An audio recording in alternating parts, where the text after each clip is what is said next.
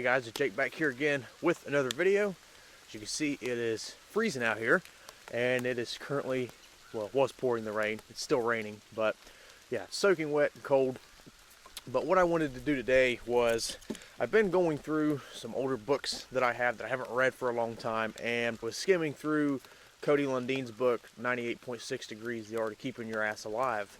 And I came across the mini neck kit, or the mini knife kit that he had.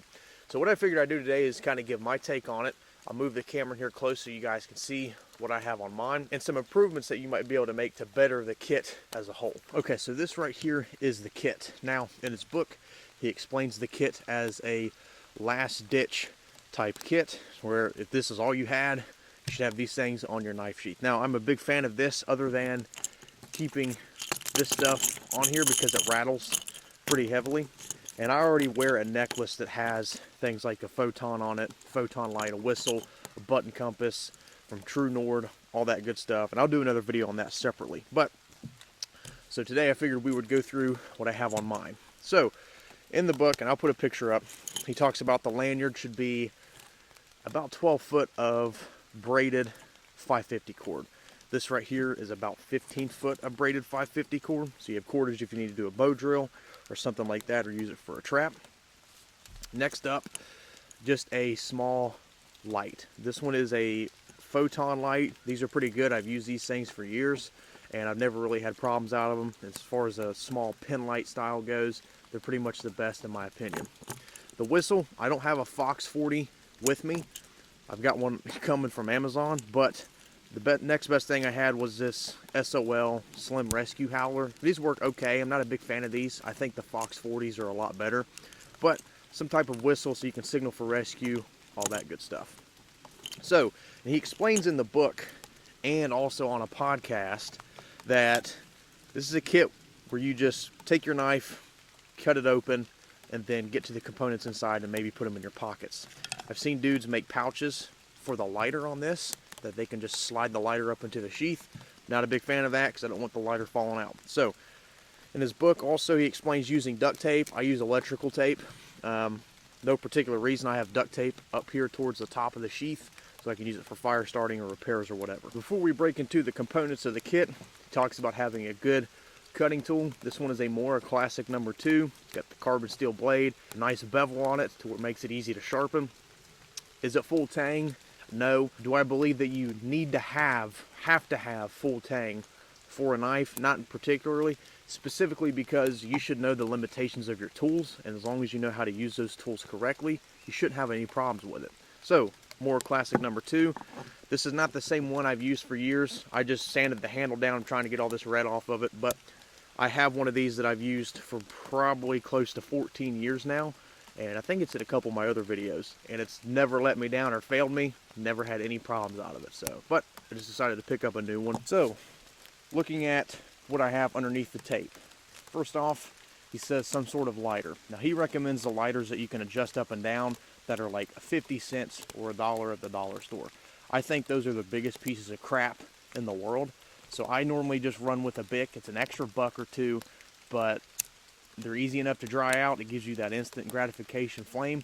They do get wet. You can rescue them with under 30 seconds. So, and I obviously pick orange just in case I drop it. Now for water, obviously in a arid environment like the desert, things like that, water containers can vary. Here, you've got to be a little bit particular about them because we have so many thorns and briars and all that good stuff. But in his book, he recommends an unlubricated condom. Now, something that would be better than this condom would be some type of Whirlpack water bag, because they're a little bit more durable as far as from getting holes poked in and all that stuff. The other day I put 3 gallons of water in a condom and then dropped it from about 4 feet, did not bust. So these condoms are more durable than what people think they are. For an emergency water container, they'd work just fine. And then along with that, I think there's 3 or 4 of these Aquamira water purification powder packets. So I just duct tape these 2 right here to the back of the sheath and this right here to the front. This will give me the ability to disinfect water when I do find it, because here in the eastern woodlands there's water everywhere. But that gives me the ability to disinfect water when I do find it. Is it the best option for water collection and disinfection? Absolutely not. Will it do the job? Yes, it will. So I paired these two together.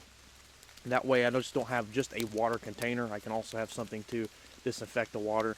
And the condom is one of those things where when you fill it up, you just kind of got to eyeball what you think a quart is, which is pretty easy to do. Once I think I have a quart of water inside that condom, I'll just drop the purification powder in it, disinfect it, not a big deal. So this is a pretty sweet little kit or neck rig. Again, this is a last ditch type kit, but you have something to signal for rescue, a small light, a fire starter, water collection and disinfection. You've got some cordage, and then you also have a knife. So not a bad thing. Now, like I said at the beginning of the video, I do carry a necklace that has all kinds of goodies on it. I'll be doing another video on that shortly. But something else you can add to this, if you really wanted to make it a little bit more robust, is some type of small button compass. Now this button compass is a True Nord button compass. They're the best on the market, period. Sunto makes pretty good button compasses, and so does Silva, but nothing can really compare to the quality and the accuracy of a True Nord. So you can always add just a small button compass in here, then you'd have a small mini kit. Would it be optimal in a survival situation? This is all you're left with? No. Will it get you by? Absolutely. So this is kind of my take on the neck knife survival kit. I think it's a really good kit for what it is.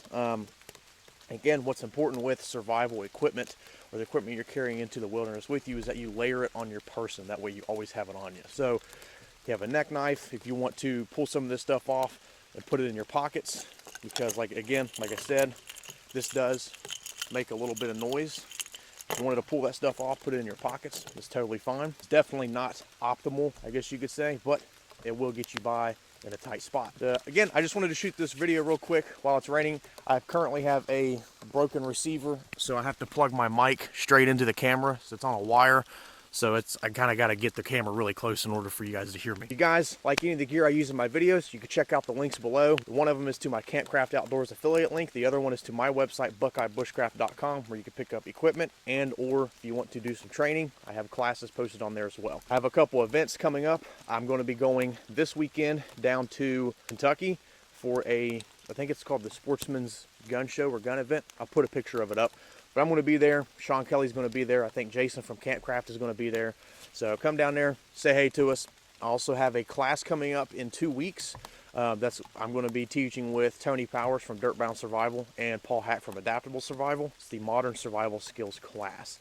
So don't miss out on that class. It's going to be an awesome time. If you're interested, check out the BuckeyeBushcraft.com link below, and you can read all about the class and see if it's something you're interested in. Until then, appreciate you guys joining me for this video. I'll see you next time. Thanks for watching.